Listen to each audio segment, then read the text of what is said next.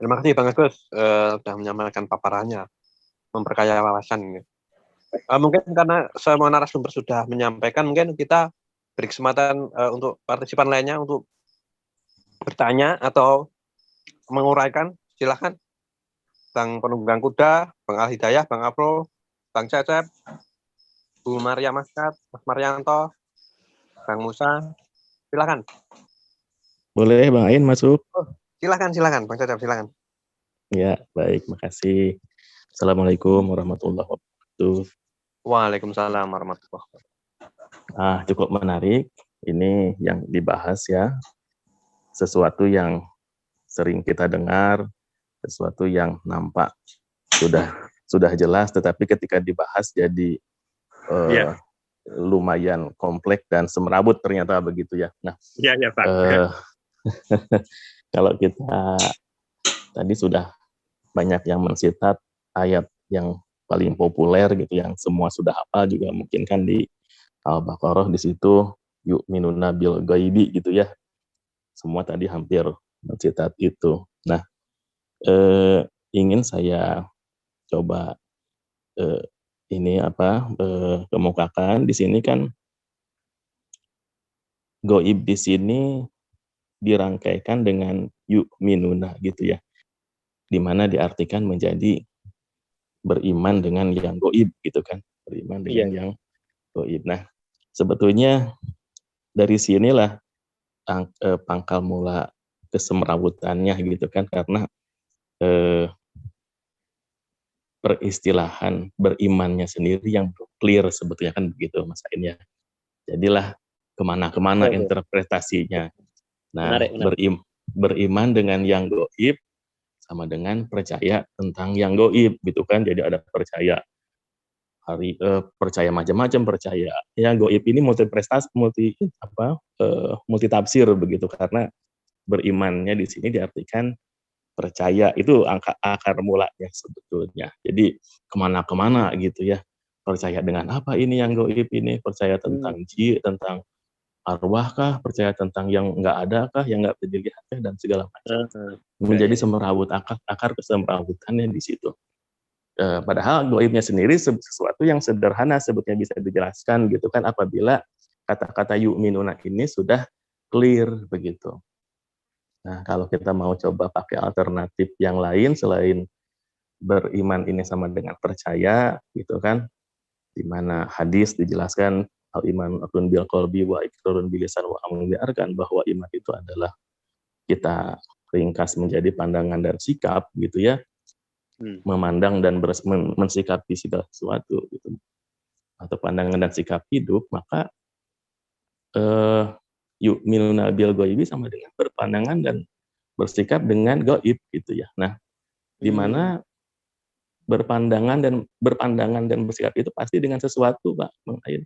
Sesuatu itu tidak ada dan tidak lain adalah ajaran gitu ya, yang bisa melengkapi dari berpandangan dan bersikap ini gitu. Nah, jadi sebetulnya ini sesuatu yang konkret, gaib ini sebetulnya kan. Nah, seperti halnya bima unjila ilaika. Nah, kalau bima unjila ilaika ya ini juga yu'minuna bima unjila ilaika. Nah, yu'minuna bima unjila ilaika itu beriman kepada yang diturunkan. Ini juga bisa multi tafsir apa yang diturunkan gitu ya. Nah, tapi kalau berpandangan dan bersikap dengan yang diturunkan itu pasti ajaran gitu kan. Yu'minuna bil jibti dan togut, beriman kepada jibti dan togut. Imannya ini percaya jibti togut itu apa, percaya jibti togut gitu. Nah, sumber kesemrawutan rasanya dari kata sebelumnya dulu gitu. Yu'minuna ini yang belum clear gitu sebetulnya. Ketika kalau yu'minunanya sudah clear bahwa ini adalah, kita simpulkan iman itu sama dengan pandangan dan bersikap hidup, di mana istilah iman ini masih belum punya makna begitu, sebelum digandeng dengan sesuatu itu adalah ajaran. Nah, tinggal ajaran apa yang mau mengisinya, iman yang hak kah, yang khair kah, atau iman yang syar kah begitu. Nah, gaib ini tinggal itu apakah ini gaib ini sesuatu ajaran yang syar ataukah sesuatu ajaran yang khair gitu. Tapi kalau dihubungkan dengan ayat-ayat sebelum dan sesudahnya, ini menjelaskan tentang ayat-ayat ayat sebelumnya kan alif lam mim zalikal kitabu gitu kan, la raiba fihi, tentang kitab yang la raiba fihi, yang tidak ada keraguan. Lalu ayat setelahnya ada waladina yu'minuna bima unzila ilaika gitu kan. Beriman dengan unzila ilaika yang diturunkan kepadanya gitu. Jadi ini konteksnya sedang membicarakan yang diturunkan oleh Allah kepada Rasul gitu ya. Berarti ini ilmu yang khair itu, atau ajaran yang khair yang tertuang dalam kitabnya kan begitu. Nah, rasanya cukup clear kalau itu sudah bisa kita sepakati atau kita pahami, di mana gaib ini digandeng dengan peristilah sebelumnya, yaitu yu'minuna begitu.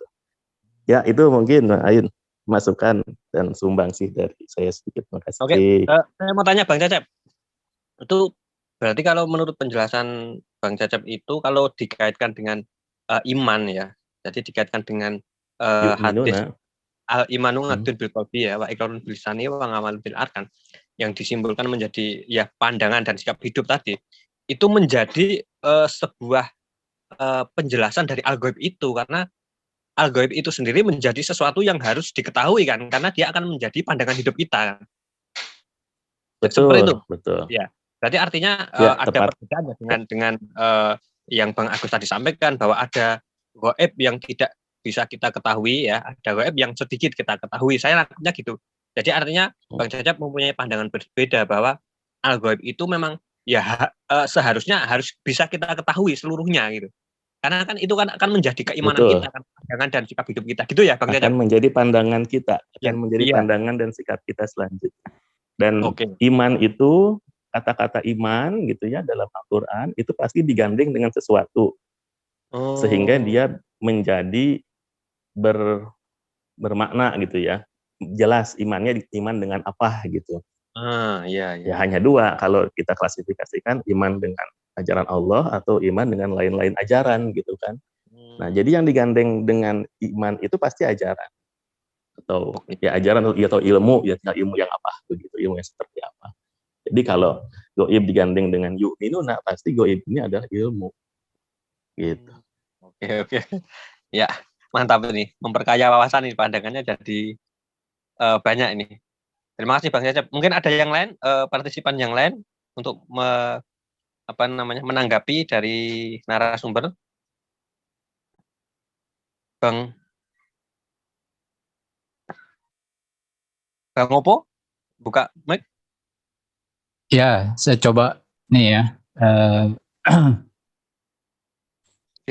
Itu kan yu'minuna bil ghaib kan tadi terkait dengan Alkitab yang harus dipelajari, ma kunta tadrimal kitab walal iman kan itu.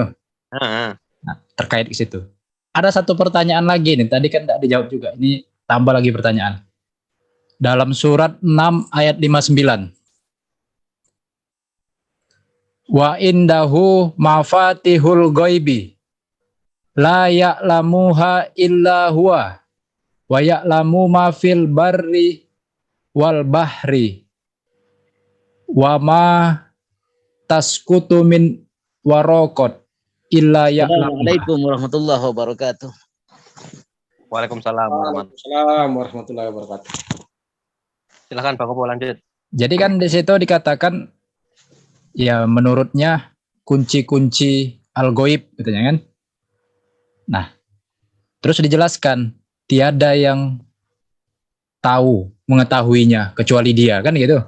La ya'lamuha illa huwa. Dia mengetahui apa yang di darat dan di laut kan gitu. Dengan kunci-kunci al-ghaib tadi. Bahkan dia mengetahui tidak ada mengetahui apa yang ada di laut, dan tidak ada sehelai daun pun yang gugur yang tidak dia ketahui gitu, yang dia tidak mengetahuinya. Artinya dia tahu kapan gugurnya gitu kan. Nah, kan gitu. Bahkan juga dia tahu bahwa tidak ada sebutir biji pun dalam kegelapan bumi dan tidak pula sesuatu yang basah atau yang kering yang tidak tertulis, yang tidak ditetapkannya menurut apa? Kitabum Mubin ya. Apa? Fi Kitabim Mubin. Jadi maksud saya ini Mafatihul Ghaib tadi hanya dalam Kitabim Mubin gitu. Pertanyaannya adalah berarti kalau mengetahui Kitabum Mubin maka kita bisa tahu Mafatihul Ghaib. Logikanya gitu enggak itu? Oke. Nah, tapi apa kaitannya dengan daun jatuh tadi?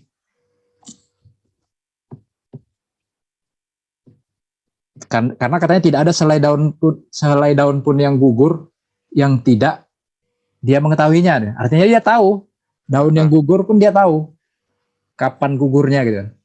Termasuk dalam peradaban ini dia pun tahu kapan gugurnya sebuah peradaban gitu kan. Benar nggak? Nah, karena bicara Mafatihul Ghaib adalah bicara karena itu tertulis fi Kitabim Mubin, fi Lauhi Mahfuz. Berarti kalau kita mengetahui Kitabim Mubin, berarti tahu dong Mafatihul Ghaib. Ini saya bertanya ya. Jadi sebagai sebuah rangsangan berpikir gitu. Kan gitu. Tapi apakah kita bisa tahu kapan daun-daun itu berguguran gitu? Ya mungkin kita bisa tahu musim gugurnya. Kalau musim gugur ya gugur gitu. Tapi kan kita enggak tahu ya detiknya kapan kan gitu. Mungkin itulah yang membedakan Abdi dengan Rob kan gitu kan. Seperti itu. Mungkin kalau musim gugur ya pasti tahu kita akan gugur gitu. Daun-daun itu misalnya. Tapi enggak musim gugur pun bisa juga gugur kan gitu. Itu kalau pasti alamnya begitu kan gitu. Tapi kalau peradaban, ini sebuah pertanyaan aja. Saya kira batasan-batasan kita mengetahui Mafatihul Ghaib tadi, kunci-kunci gaib itu sebenarnya sebatas apa? Seperti halnya kita melihat, penglihatan kita kan ada batasnya. Pendengaran kita juga ada batasnya kan gitu. Kadang-kadang kita membutuhkan mikroskop baru bisa kita perbesar itu, yang kecil tadi itu, organisme tadi kan gitu. Pendengaran kita pun kan tidak bisa mendengar suara semut apa gitu kan. Nah, jadi mungkin itulah perbedaan manusia dengan robnya kan itu aja. Saya pikir ada batasan pastinya antara memahami al-ghaib yang dipahami oleh Rob dengan manusia. Iya. Terima kasih ya. Oke. Terima kasih Bang Opo atas tambahannya. Kita ke Bang Penunggang Kuda nih. Silakan Bang, langsung saja.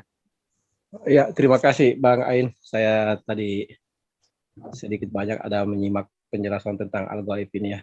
Dan rujukannya saya simak tadi dari Al-Quran. Cuma banyak yang saya tidak pahami di sini dari penjelasan Bang Opo barusan, juga mungkin yang lain juga. Karena dia menurut yang saya simak ya, yang saya pahami, mengenai hal al-ghaib itu dari pemahaman beliau kalau saya tangkap itu adalah pengetahuan. Ya, berbeda definisi yang saya pahami selama ini bahwa yang saya pernah dengar tentang apa itu al-ghaiban. Berarti kalau menurut Pak Opo tadi barusan menyampaikan ini, termasuk jatuh-jatuh jadi daunan di anu itu dianggap sebagai hal gaib karena tidak diketahui, hanya Allah yang mengetahui itu gitu ya. Apakah mungkin semua narasumber di sini bisa membantu menjelaskan apakah ada penjelasan atau tafsir lain atau apapun itu yang menjelaskan tentang hal gaib yang di dalam Al-Quran yang kalau saya pahami kata al-ghaib tadi ini cuma sebagai garis besar saja. Apakah ada yang di luar dari Al-Quran yang mampu menjelaskan, memberikan penjelasan secara terperinci mengenai tentang al-ghaib ini? Itu saja. Silakan moderator. Oke, terima kasih Bang Penunggang Kuda. Jadi konteks pertanyaan Bang Penunggang Kuda ini nampaknya mengarah ke Bang Opo ini. Tentang penjelasan Bang Opo. Silahkan dijawab dulu Bang Opo. Tadi fokusnya ke Bang Opo ini. Ya, siapa aja. Silakan. Nanti saya ada waktu enggak, Bang Ain? Ya, boleh nanti ya, Gus ya. Ya, siap. Siap. Oke, Bang Opo silahkan. Maksudnya penjelasan ini ya, penjelasan di luar Al-Quran tentang al-gaib. Ya, karena kalau yang saya simak tadi ini kan saya menganggap seperti ambigu tentang al-gaib ini. Ada yang mengatakan pengetahuan, ilmu itu adalah sesuatu yang gaib. Kalau yang saya simak ya, mohon maaf kalau saya salah memahami dari pemaparan tadi. Jadi sebenarnya hal gaib ini apa? Kalau dalam Al-Quran sendiri apa? Dan apakah ada penjelasan di luar Al-Quran yang mampu memaparkan bahwa apa itu hal yang gaib itu? Apa itu al-gaib itu loh, Pak. Silakan. Ya berdasarkan ayat 659, itu kan kalau kita pelan-pelan mengamati wa indahu mafatihul ghaibi la ya'lamuha. Itu kan sebenarnya jelas itu.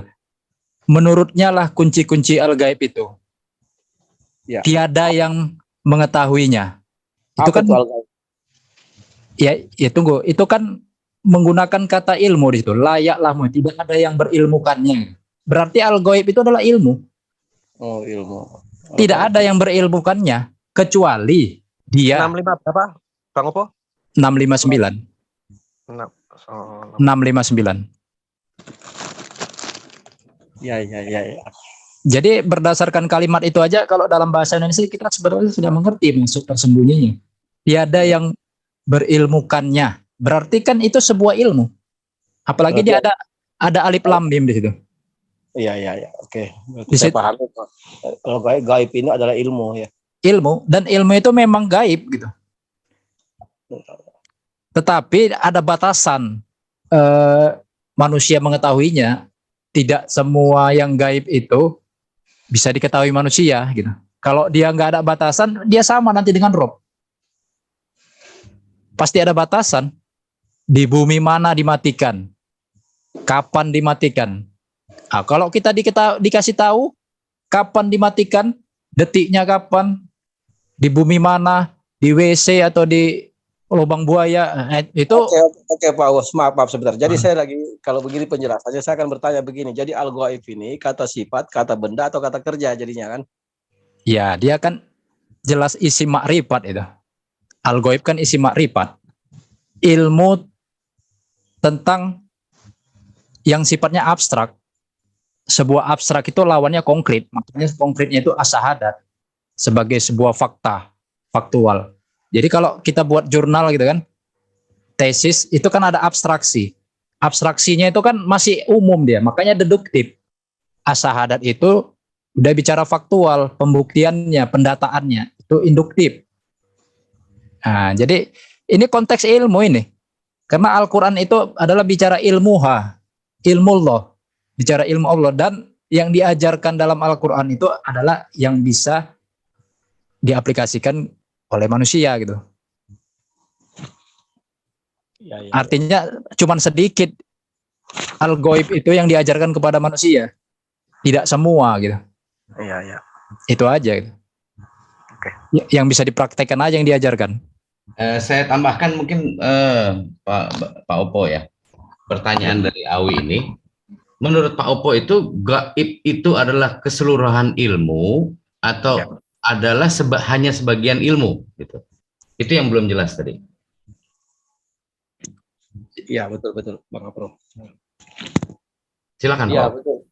Kalau saya memahami al-ghaib ini adalah bicara ayatul kitab. Makanya kan di dalam surat 659 ini juga berkaitan dengan fi kitabim mubin gitu. Jadi dia bicara kitabim mubin yang ghaib ini. Jadi ya kalau dibilang apakah semua apa sebagian, ya ini yang ada di dalam ayat-ayatul kitab ini itu al-ghaib gitu. Menurut saya itu bicara ayatun muhkamat itu gaib gitu. Dia semacam gagasan ya, gagasan itu kan teori itu kan gaib. Tetapi postulat ya lebih tepatnya postulat. Tapi dia bisa diwujudkan gitu. Jadi bukan sesuatu yang hayalan.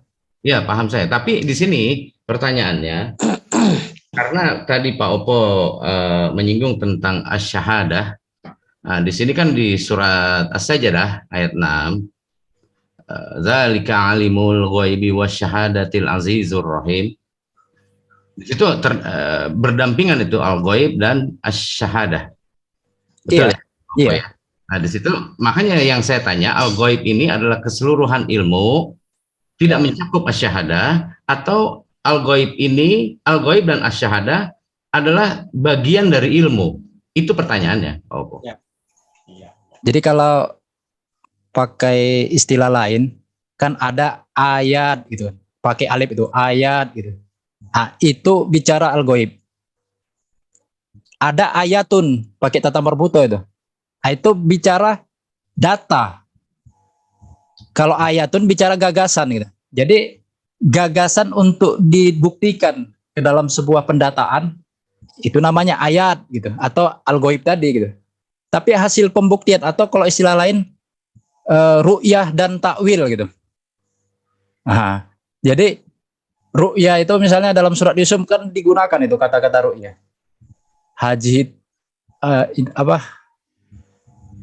hajat takwilu ru'yah katanya. Kan itu.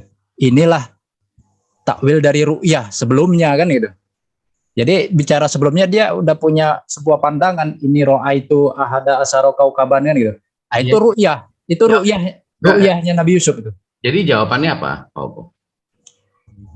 Tidak bisa dipisahkan antara gagasan dengan pembuktian. Jadi ketika bicara gagasan itu bicara gagasan untuk pembuktian. Betul. Apakah keduanya ini bagian dari ilmu atau duanya ini adalah ilmu itu sendiri? Iya, dua-duanya adalah ilmu.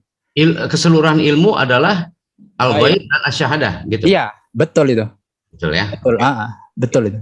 Gak apa-apa, penunggang kuda itu pendapatnya Pak Opo. Silakan moderator. Oke, mungkin saya cukupkan ya pertanyaan dari Bang Penunggang Kuda yang ditambahi oleh Bang Afro dan dijawab sepengetahuan Bang Opo gitu. Mungkin dalam menanggapi mungkin masih ada ganjalan atau apapun ya itu nanti biarlah namanya kita bahas lagi. Ya, pertanyaan dari saya sudah cukup begitu. Itu jawaban dari Pak Opo. Kita kayak mungkin ada pendapat dari narasumber lain juga, tidak masalah juga kalau bisa Pak ya. Tapi tidak apa-apa. Saya kembalikan ke moderator. Masih pertanyaannya Bang Penunggang Kuda ke narasumber lain ya. Oke. Ya, mungkin ada yang menanggapi pernyataan Bang Opo tadi, apakah memang seperti itu atau bagaimana? Kan di sini wajar jika ada pertanyaan ya. Saya kan bertanya dalam konteks ini memang saya tidak tahu. Mungkin ada dari narasumber lain seperti Pak Gus Romli atau apa yang lain kan. Silakan. Oke, mungkin kita beri kesempatan untuk narasumber dulu. Mungkin ada yang mau menambahkan, menjawab dari... Boleh saya menambahi? Sebentar Gus, kita ke narasumber dulu ya. Nanti baru ke partisipan. Silakan dari narasumber ada tidak yang mau menambahkan? Kalau tidak ada, saya menuju ke partisipan. Silakan. Mungkin Bang... Saya sedikit menambahkan. Pak Adib, silakan Pak Adib. Sebaiknya diulangi kali Penunggang Kuda, Awi, diulangi pertanyaannya. Ya, mungkin pertanyaan bisa diulang sedikit. Saya mengurucut aja pertanyaannya kepada hal yang terakhir aja, karena itu ujungnya, poinnya memang di situ, bahwa apakah ilmu itu, seluruh ilmu itu adalah suatu al-ghaib atau bagaimana, atau sebagian saja. Ini kan kalau menurut Pak Opo tadi seluruhnya kan, karena kan ini sudah merujuk bahwa mengatakan al-ghaib itu adalah ilmu, ya kan. Iya. Nah, mungkin saja ada masih pendapat yang lain. Kalau saya kan tadi sebelumnya tidak berpendapat demikian, sehingga saya mempertanyakan menurut Pak Opo atau yang lain seperti apa. Nah, Pak Opo lebih mengerucut lagi dibantu dari Pak Afro bahwa mengatakan keseluruhan ilmu itu adalah hal al-ghaib. Nah, ini yang saya rasa mungkin ada perbedaan pendapat, tapi tidak apa-apa ya. Ilmu yang tersirat dan tersurat. Nah, itu lebih. Ya. Oke, Bang Opo, kita ke Pak Adib dulu, tadi sudah membuka. Silakan Pak Adib mau menambah. Iya. Sebetulnya kalau dari bahasa yang sederhana, peristiwa sehari-hari itu ada satu ayat di Al-Hujurat itu yang dari kata dasar itu dipakai untuk kata kerjanya yang sangat populer di kita itu namanya ghibah. Jadi ghibah itu ya kalau secara umum itu kan tidak tidak bermoral ya, istilahnya seperti memakan bangkai saudaranya sendiri gitu. Jadi ghibah itu karena ya segala macam lah nanti mungkin dalam kaitan dengan yang lain, tapi itu semacam isu rumor, fitnah dan sesuatu yang tidak produktif lah, tidak bagus, tidak positif. Sehingga kalau di Al-Baqarah menyatakan alladzina yu'minuna bil ghaibi sebagai ciri orang yang bertakwa, itu sebetulnya Al-Quran mau memustadikan ya, meluruskan kembali bahwa ketika perdebatan ilmu itu hanya sekedar menjadi ghibah gitu, yang tidak ada ujung pangkalnya, tidak ada dasarnya gitu, maka kemudian ya itu menjadi sesuatu yang kacau balau gitu. Sehingga kalau kesimpulan bahwa apakah ilmu itu gaib itu termasuk bagian dari ilmu atau sifat dari ilmu itu sendiri, ya memang kalau bahasa Al-Qur'annya alimul ghaibi wasyahadah itu satu satu kesatuan gitu. Karena kalau ilmu tapi tidak mewujud, itu ya bahasa kasarnya kan omong kosong, ya bullshit lah gitu. Tapi juga sebuah praktek kehidupan yang pragmatis tapi tidak didasari oleh landasan ilmu yang kuat, itu juga ngawur namanya gitu loh. Jadi ilmu itu satu kesatuan antara alimul ghaibi wasyahadah, antara sesuatu yang abstrak dan yang konkret. Kalau betul-betul ilmiah katakanlah begitu, harus betul-betul berbuah dan bermanfaat bagi masyarakat. Demikian juga mustahil sebuah praktek yang ilmiah tapi tidak dilandasi oleh sebuah ilmu yang cukup kuat dan positif gitu. Saya kira kalau dari peristilahan seperti itu, jadi memang antara fakta ilmu dan teori ilmu itu harus sinkron, harus klop. Harus, kalau bahasanya Bang Opo itu ada ilmu yang bersifat gagasan pembuktian dan ada ilmu yang merupakan pembuktian dari suatu gagasan gitu. Atau bahasa sederhananya ya dua-duanya ayat ya, ada yang menyebut ayat qauliyah atau ayat kauniyah, itu kan sebetulnya sama, karena nanti ilmu dengan alamin itu huruf yang menyusun dasarnya itu sama, ain, lam, dan mim. Jadi ilmu dan alam itu yang satu maujud, yang satu teori gitu aja. Dua-duanya ayat. Saya kira pendapat saya seperti itu. Mohon maaf. Assalamualaikum warahmatullahi wabarakatuh. Waalaikumsalam warahmatullahi wabarakatuh.